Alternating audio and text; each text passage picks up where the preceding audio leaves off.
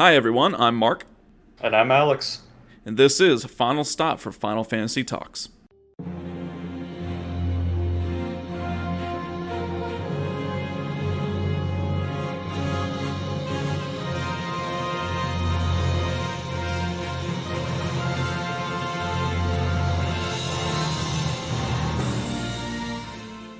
Welcome everyone to our 15th episode here in Final Fantasy IX.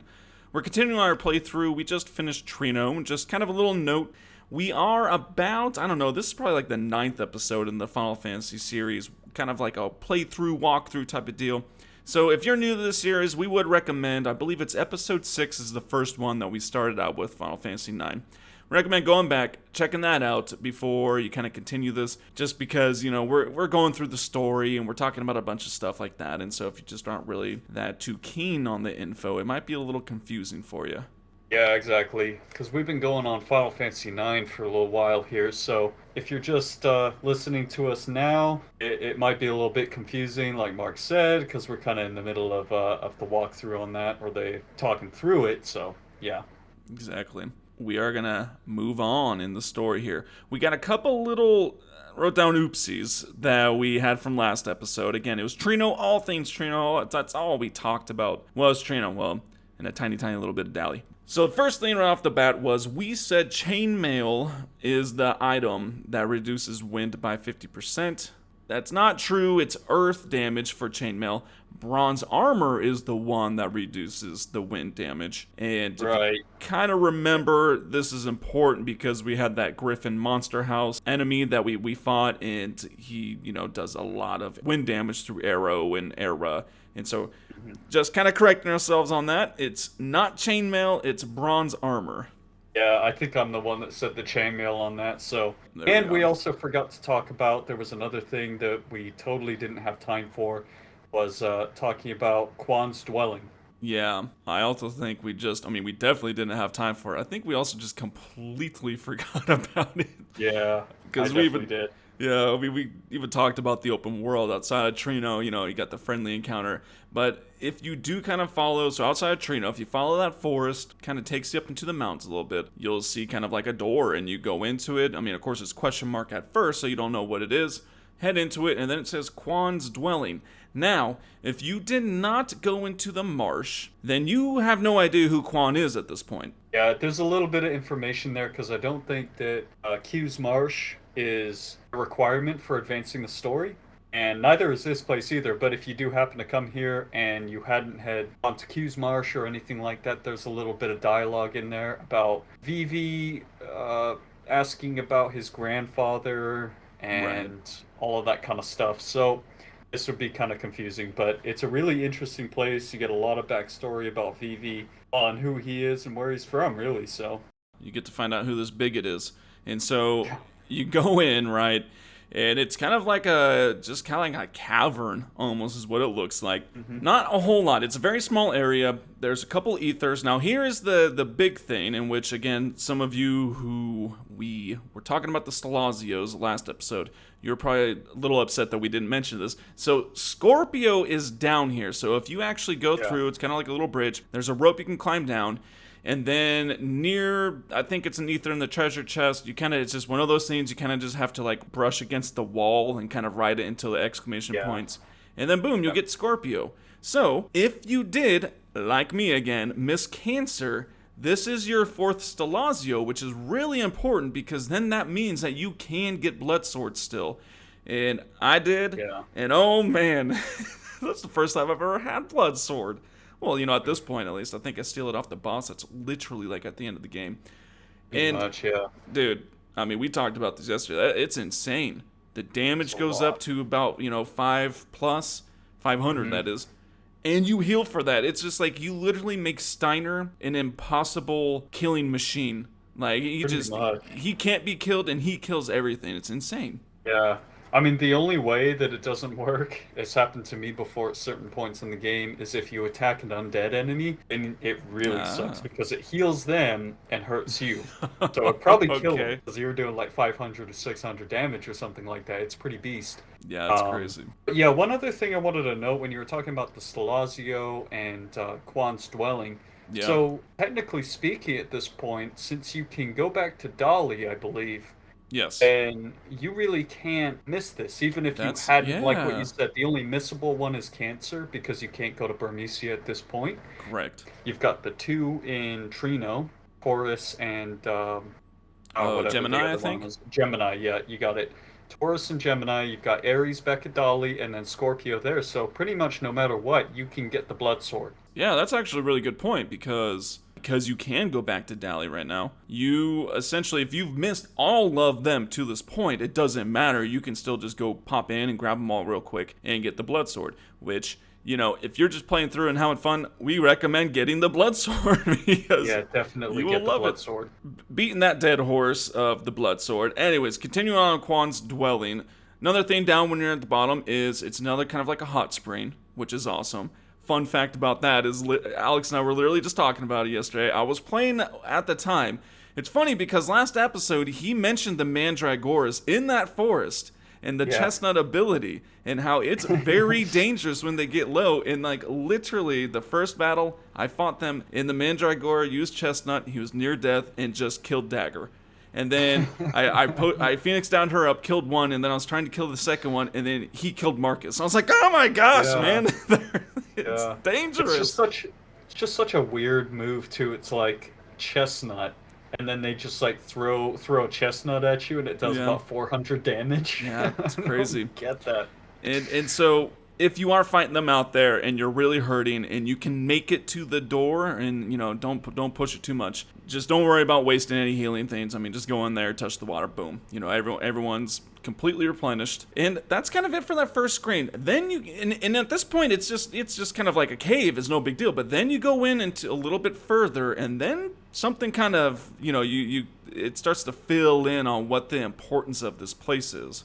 Yeah, it's like a pantry or something. Once you go further, it's just a bunch of empty shelves, a table, Yeah. and weirdly enough, there's like a bathtub or something like that with a hatched egg in there. I can't remember exactly where it is, but if you look around the cabinets and things like that, I believe you get a little bit of text, or if you inspect the hatched egg or something, you get some text that says, 6 months since I adopted Vivi, still too small to eat. Yeah. And so it kind of gives you that piece of information that yeah, this is where Vivi was quote unquote born and Yeah. where he grew up with Quan. Yeah, and because I mean, just kind of tie it all in up to this point is we know that Vivi had his grandfather. We don't know why he didn't call him dad, but his grandfather, and we know that his name is Quan. We also know that Vivi is just like the black mages. I mean, more or less, that were being created in the underground Dali, which are out of eggs, and so we got the hatched egg. We got no, it's pretty much like what you said, man. I think it's kind of to the right of the screen. And Dagger says something like, there's markings on Yeah, the wall to like measure height. So Quan was that's doing the right. whole parent thing of making the little mark, stand up there, making the little mark, Yeah. but he's not. It seems like he's not doing the more parental thing of trying to raise it. It's like, when can I eat this? I need it to be a little larger so I can eat. And so that's kind of a little interesting. But I think what he means is that Vivi's too small to eat. Well, yeah, exactly. He's like, I'm raising him. Or It's like fattening up a turkey, He's like, oh, can't eat this yet. Gotta let him get a little larger first. Yeah. Ridiculous. But But anyways, yeah, and then if you continue out of that little room, so there's an ether, there's a little ladder that goes up to Yep. a shelf. There's a way to get an ether right there, and then if you head out, there's a balcony with a clock, yes, and you get some interesting info from the clock, right? yeah, and so and this area too. Don't forget this area. This area will tie in at the very end once you get a gold chocobo, or I guess any kind of chocobo. Once you progress the chocobo hot and cold far enough, you will need to come back here. We'll get to that later. But there's that grandfather clock, and yeah, it says something like it stopped a week ago, and then it's like that's when I left. So something like that. I'm not remembering it exactly, but basically Yeah, that clock stopped at the same time when Dagger and the Tantalus troop left Alexandria. we're kind of seeing these timelines match up, because also we know that Vivi was there as well, with the Tantalus troop. And so that means, first of all, we're only a week into the story, if it even seems that legit, which it's true. And then second, that, what happened during this time? Yeah, I think it's something like the clock, it stopped about a week before they got to Alexandria or something like that, or they left Alexandria, I think. Yeah. And, we were talking about it yesterday, and we'll get into this more as we progress the story, because I believe that's the time in which Vivi heads over to Alexandria. So about a week before the theater, the Tantalus performance and the theater ship and all that kind of stuff. So it's all just backstory to Vivi, his upbringing, where he's from, how he ended up in Alexandria, etc. Well, yeah, and even how old he is. I mean, we can pretty much speculate that he's not much older than 6 months, which is kind of just crazy to think about. But it's also a lot of this. I mean, the other thing that we talked about yesterday was, as kids, a lot of this was went right over our heads. Just didn't really think about it, didn't really care too much. But now it's very interesting how intertwined it all is, and it just kind of give you little nuggets here and there that kind of, Vivi's the mystery character here. We got no idea at the moment of, anything about him, and so we're kind of just getting a little bit more. So anyways, that's pretty much all there is at Quan's. So now you do need to go into Gargan route to progress, right? We want to get to Alexandria. Doc Tott's like, yo, we'll just use this thing that I made the Keen or whatever fix. And so we're going to go into Gargan route, but first, let's get to Bold Move instead.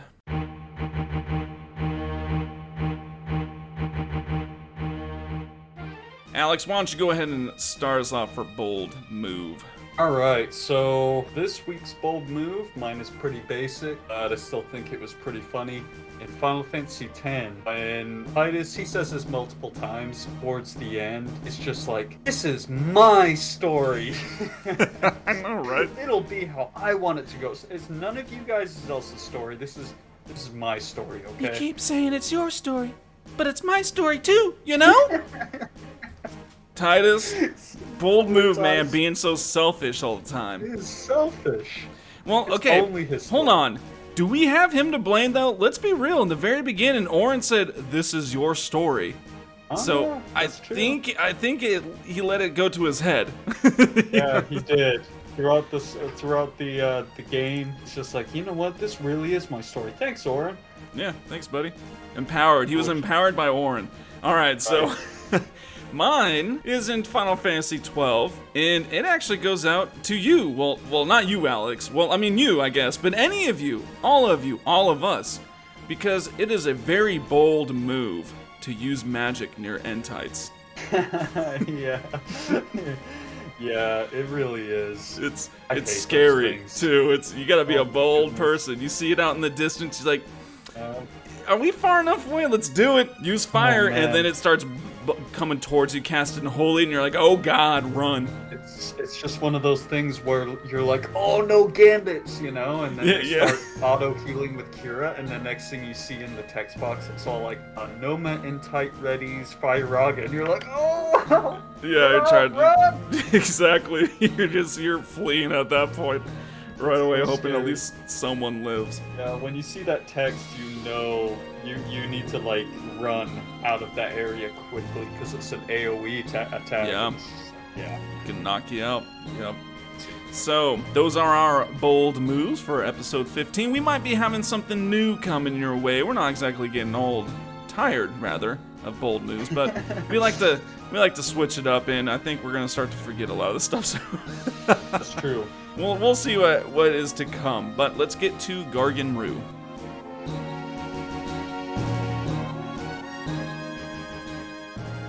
So the first thing you see in Gargan Rue, though, is it's Machos, the Moogle. We've waited so long.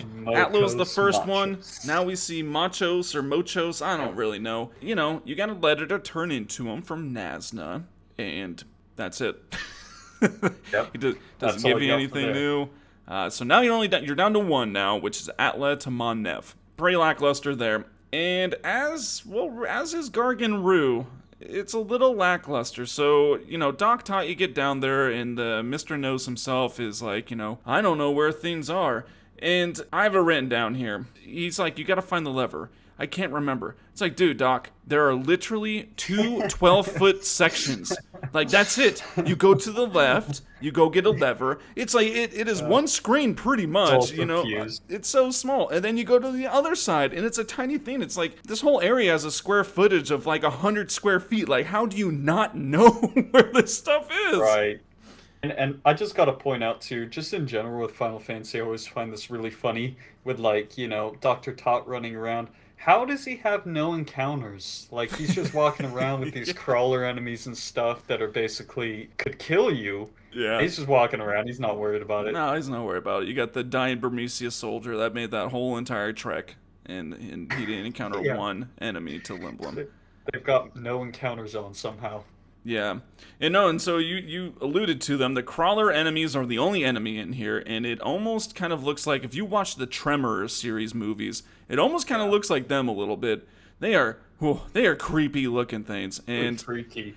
for the most part, they kind of just attacked me, and it did about 130, They- so not too alarming, but stronger. There is another type of enemy though, actually. So you might not have encountered it, but if you go out to where those levers are at, you can get into fights with dragonflies, which aren't okay. really all that difficult. Yeah, I think you get the crawlers out there as well, but you can also fight the dragonflies. They can be kind of annoying because they use this attack called Buzz that puts you in berserk, and that's pretty Oh. much the special move that they have. So for Steiner and Marcus, that's not a big deal. It kind of sucks for your magic users. Yeah, but at the same time, in his dagger, and if you have a racket equipped, she's probably doing more Exactly. damage than Marcus is. Right, right. It's so okay. So pretty lackluster enemies in here. I mean, a little bit stronger, so they are increasing a little bit. But other than that, I mean, you seriously, yes, you go to the left. It's like a lever, right? Then you have to go back to the right, and there's like an opening that has a button. Button doesn't do anything yet. You have to first then pull the lever, and then Doc's like he comes to you. He comes to you in this little tiny section that is measuring like maybe 6.5 feet long. He sits there with his little foot tapping in his hand on his head. Yeah. Now where was that button? It's like, dude, look to your right. You can throw a rock at it. Like it is right there. It literally says feed or something like that on yeah, the it's wall. labeled. It's labeled at that. Yeah, he's all confused. Yeah, and he's the one that had this place restored. So you think like he would know? No. This is what we're dealing with, guys. This is the man that's helping us. So let's hope it works This is out. the guy who's gonna save us. Yeah, exactly. Guy who can't remember where the switch is. He's standing right next to it. He's all right sitting next there all confused. Oh no, where is that switch Where again? is that? It's like, okay, let me hit it. Can't And then you find get to any- see what the Gargan is, which, I mean, this whole system is quite interesting. I mean, you got this giant bug that carries like a buggy, and it just goes through a giant tunnel. It's so strange. Yeah, exactly. And just who maintains any of this stuff? The cart that's on there is all nice and clean and stuff. It just walks around Yeah. with that and everything's fine. You all know that we get into this way too much and we think too logically about this. It's course. Final Fantasy, but it's just fun to think about. It is. I mean, that's the fun thing. It's fun to enjoy it for what it is, and we do. But it's also very much fun to get realistic with it because it is so Exactly. non-realistic, and it's just I mean, because seriously, yeah, you're right. The little cart comes, and it's like, man, this thing's got a new coat of wax on it. Like, who did this? Yeah, it's clean and nicely maintained and everything. So that's it. Like you say goodbye to Doc Tot. An interesting thing. I wish I got a screenshot of this. Doc Tot further. Now Trino in general for Steiner was a pretty big deal. Doc Tot kind of even further planted more seeds of wisdom, shall we say. Baku kind of got the ball rolling. I forget exactly what Steiner said. Doc was like protector. And he was basically just like, I don't know, if I follow my duty, that's what it is. And then Doc was like, I seriously hope that you don't think that. He's like, at some point, you are going to have to think for yourself to protect the princess.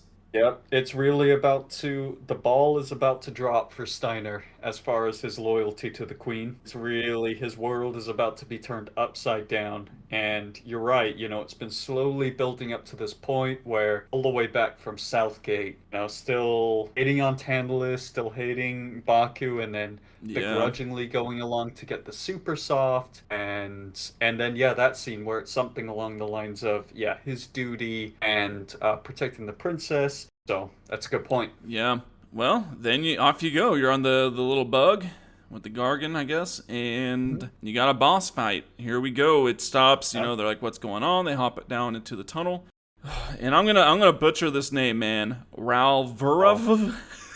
It's like Ravalamungo or something like that. I know exactly what you mean because I could never say it, but it's like Ravalamugo or. Well, it's yeah, no, it's Ral, it's Ralvurov. I think it's that Ralvurov. I don't know. Regardless, there's Whatever. an HVA at the end, so Ralvurov.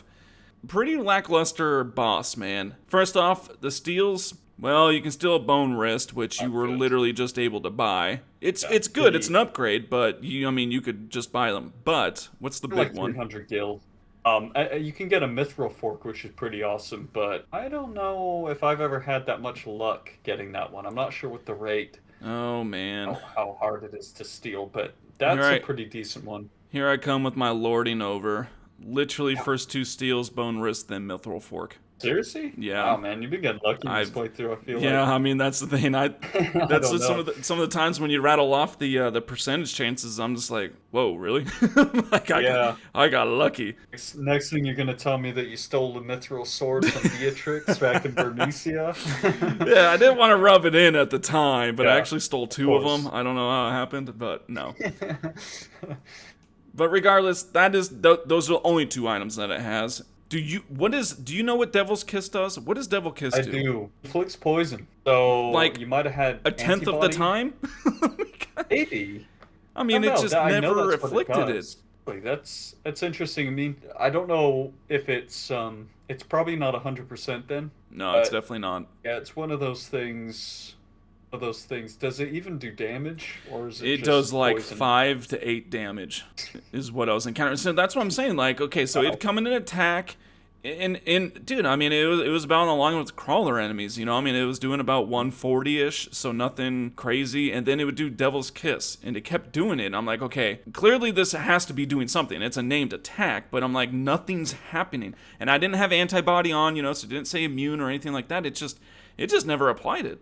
It's weird. Yeah. Yeah, that's an annoying one. And then I think he has, if I remember correctly, is this the one that has the string attack? That It does is. slow? So, okay, that's the one. It will slow. So, yep. It was used on Garnet, but it wasn't really a big deal because Steiner just went to town on it. I didn't attack with Steiner at all until I had all the saves. And as soon as Marcus said, has nothing to steal, boom, I unleashed Steiner in his blood sword.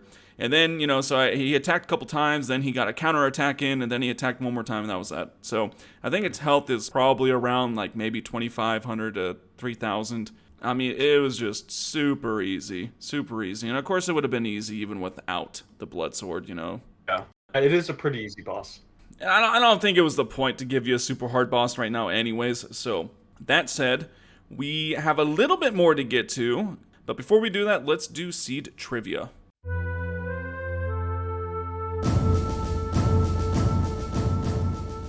So Alex is on his rank 11 test. I think he's on like a 4 or 5 test win spree right now.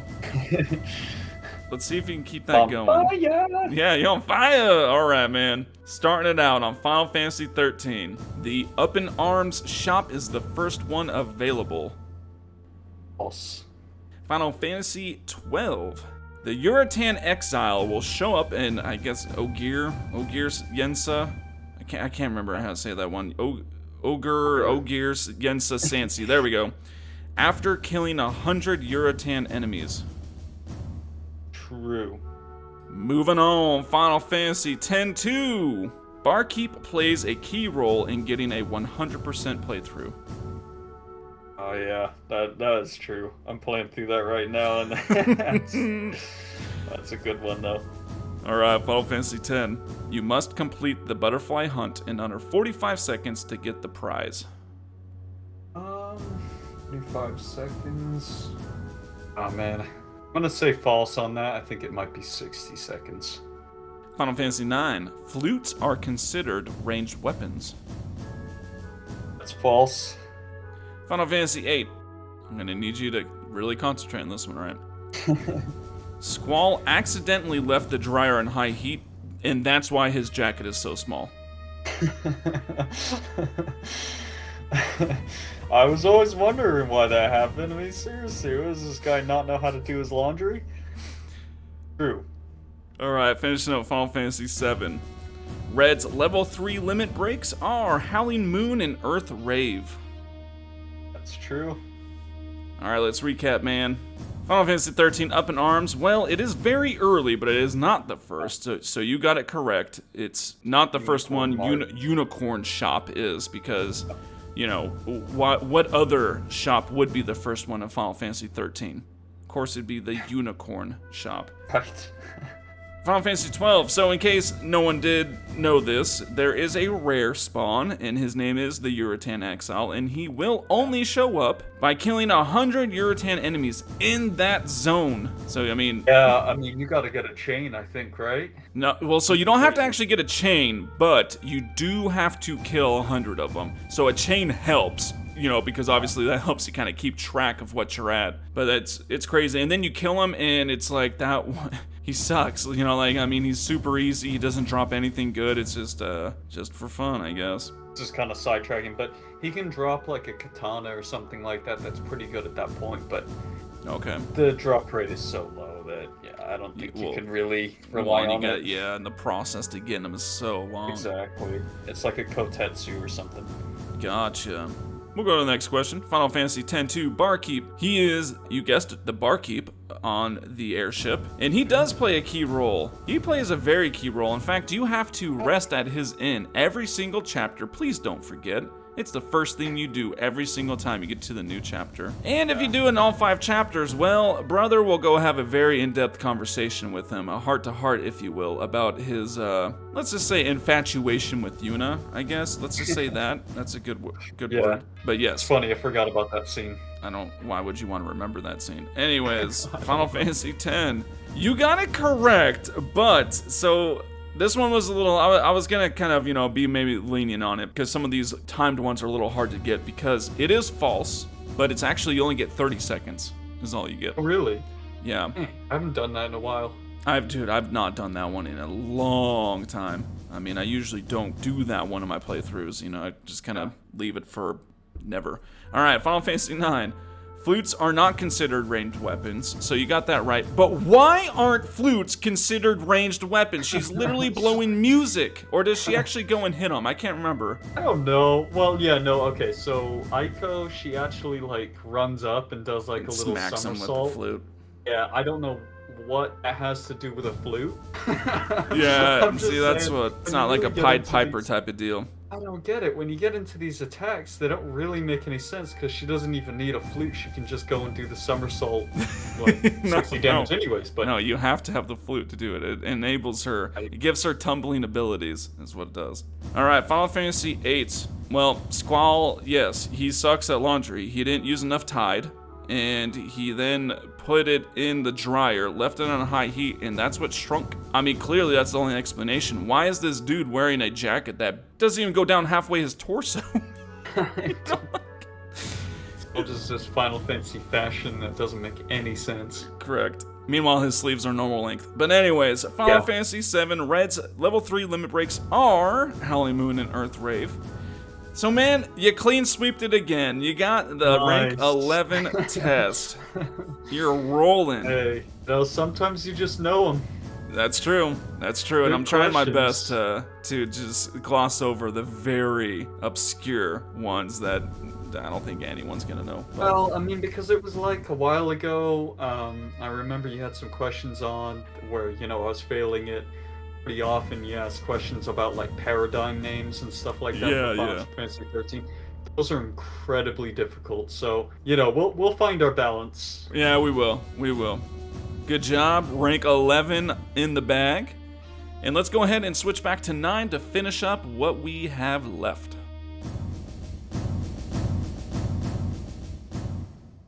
So there's actually only a little bit left that we're going to talk about here, because once we kind of get through this next bit, the shift focuses back onto Zidane and company, and, you know, you kind of are there again for a while. We're kind of going back and forth. But before it shifts, we get to Alexandria. So, you know, everyone's there. Of course, it's just Marcus, Steiner and Dagger, and everyone's super excited. They made it. They're in Alexandria, but it looks a little different, doesn't it? Yeah, exactly. So you kind of end up in this. Well, you're in kind of like the Gargan Rue area, which you've never seen before. No, you've got Dagger, Steiner, and Marcus all running up, and they're trying to get there as quickly as they can. And she stops, and she's just like, "Wait a minute, Dr. Tot told me something about this place. Like it was built, help defend the castle." Yeah. And then Steiner's just like, "Oh, we don't have time for that, but should have listened." Should have listened, yeah, because, I mean, you nailed it. She's like, my ancestors, Dr. Todd told me about my ancestors, made this place to stop invasions or something like that. And she was about to explain more and talk about more because she's like, wait, hold on. Darn Rusty, man. Princess, no time for stories. And then, It's boom. not just a story. Yeah, it's just a Yeah. story. Boom, that gate goes up. And then kind of actually tying into what you just said, man, about the progression, before we went to see trivia, that is, about the progression with Steiner and how he still, first thing, he turns to Marcus, you did this! Yeah, And exactly. it's like, dude, calm down, man. He wants to go just as badly as you do to Alexandria. He's got to save his bro, okay? And it's always funny how much time is always spent in these dialogues. Now, obviously, it's an infinite amount of time if you don't, press A or X or whatever. But can you just imagine them sitting down there? Zorn. So, okay, let me spoil it. Zorn and Thorn come out after they trap them both sides with the gate. Front It's one that went thing up. where they had a minute to escape, and that's exactly what Marcus says. Because the very first thing, the first gate goes up, barring their the way up to the castle, Right. so they can head back the way that they came. And of course, they're just standing there. And then the second gate comes up, and they're locked in this little. They're locked in on all sides pretty much. Yep, on all sides. And then of course Zorn and Thorn come out and they say that the elephant lady had them arrested. If anyone noticed, of course you probably do. I like calling them the nicknames that they are given by other characters in the game, such as Rusty. So Braun is Elephant Lady, in which Kuja named her so nicely in the auction house back in Trino. She ordered for their arrest, Dagger included, and still you got this whole just absolute Steiner's just like, you're lying, like, no way, the queen would never do Lies. this. Yeah, lies. Yeah, lies. Always like that. And he's doing the jump up and down thing with his fists. Like, Yep. He's Ching, always just ching, so ching, angry. ching. Yep. And Yeah. and so, but at that point, I mean, Dagger's like, take me to the queen, and that's what Zorn Thorn are going to do anyways, whether you like it or not. It's like, well, that's what she wants. Up until this point, we haven't really had a definitive conclusion on what the Black Waltzes were all about, right? True. And it was up until this point where Dagger and Steiner were kind of naive to the fact that all of that was to try and capture her and take her back. I mean, they kind of knew, but they didn't know who was behind the Black Waltzes, all of that Yeah. kind of stuff. And now, after Zorn and Thorn said that, you still got Steiner in denial, going lies. You've got Dagger, who still thinks that she even has a say in the situation. Yeah. They're all kind of flabbergasted when it turns out that Zorn and Thorn are just like, oh, you're going to go see her whether you like it or not. So, yeah, it's a pretty interesting part in the story where you finally realize that Ingron does not care. She just wants Dagger for something, and she'd been trying to capture her. Yep, trying to get her back. Which we kind of maybe know one thing is way back, when Beatrice is talking to Braun right after the ship escapes. Beatrice says, and she has the pendant. So That's right. that's all we know, but that's such a small detail. You may have forgotten this. Well, so what was the pendant? Maybe that's why she wants her back, so on and so forth. Anyways, we are now to Zidane and company. Here they are. It basically picks up right where we left off. They just got their butt whooped by the before mentioned Beatrice. And they're recovering. Yeah, they can go, can you stand up? Yes. And they're like, okay, we need to go to Clara. Essentially, that's where you're at. You basically it puts you in the open world. I, of course, because I missed it, went back and got cancer. You can go back. I did not go any further in, but I'm assuming you could pretty much go back and do absolutely anything that's there. You might not be able to go all the way. I didn't try. That might be something interesting to go see, like what all you can do is Stiltskin's still there, and all that stuff. But You can backtrack in at least a little bit to get the cancer if you missed it. Really, at this point, it's just, man, you should have a ton of new items from the synthesis shop in Trino. If you did get that mithril fork for Kina, I mean, it's a huge upgrade. I think her attack went from like maybe 34 something to 42. Regardless, it jumps to 42, which that's just insane. And so pretty big upgrade there. Of course, again, you have all the synthesis. You should have a plethora of accessories now, which is pretty sweet. Yeah, and that's actually something that we kind of forgot to mention, or we might have briefly mentioned it, but you're back at Trino. There's a whole bunch of items there that you're going to want to get extra of so that you can have some more for Zidane, Evie, Freya, and Kina. Right. Because at this point, you've got the bone wrists, you've got chainmail, Bandana. you've got all of those. Yeah, bandana is a really big one to learn Insomniac and stuff like that. And you've got all of that new synthesis stuff because, of course, Arnesia, you just have the Moogle selling the same old stuff. So there really is no opportunity to go back to Trino or any shop for that matter to get that stuff again. That's right. And so if you already did, then sorry. But yeah, no. Just buy a couple extras, what it is, and yeah, make sure you check out that synthesis shop in Trino. There's some really good accessories. Other than that is where we're going to end it. We will pick up with Clara in the next episode, because that's another doozy there. I mean, it's kind of hard to fit some of these single area, places into one episode because there's just so much that happens. But that's what we're going to do again. So, be prepared. But regardless, as always, we thank you all for hanging out with us, for listening, for supporting us. We really do appreciate it. This wouldn't be possible if we weren't getting support and listens, and so we thank you all for that. And I'm Mark. I'm Alex. And this is Final Stop for Final Fantasy Talks.